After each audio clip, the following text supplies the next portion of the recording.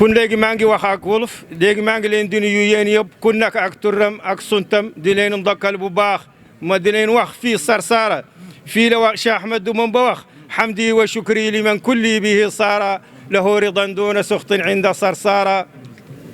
له ثنائي ورضواني بلا سخط مقاد لي من بني ديمان أنصارا لله كلي لدى آبار مكرمة منها ارتحلنا وفيها جم من زارا إن الذين إلى صرصار قد قصدوا زيارتي فارقوا الدارين أو زارا ñaan boobu mu ngi sax ba alaaxira incha allahu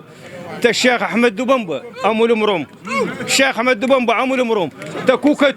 tuddul Ibra Fall mooy lambu yoon bi daf ne lu jaaduwul lii fii bu soobu yàlla bëgg naa yàlla mu wan ma fi deuxième Touba incha allah ñu def fii ayu fu ñu jàngal alquran incha allah fii daañu ko sax fii daa ngeen fi gis ayu xew-xewal yu bari parce que Cheikh Ahmadou Bamba bokkul ak wali yuy des parce que Cheikh Ahmadou Bamba affaire am day gën a feeñ ñeneen ñi seen karaama day ànd ak ñoom dama leen di wax koo xam ne may naka yàlla tawfiq mu taxaw fii na sant yàlla bu baax ku taq ci yoonu Cheikh Ahmadou Bamba na sant yàlla bu baax te loolu du ngeen ko xam bala alaxira ba alaxira daa ngeen xam lan mooy Cheikh Ahmadou Bamba ñu naar yi xam nañ ko bu baax ñoo xam ne Cheikh Ahmadou Bamba amul morom lu ko yàlla mayu ko kan ci jamanam wassalaamu aleykum wa rahmatullah alhamdulillahi alladi yusalli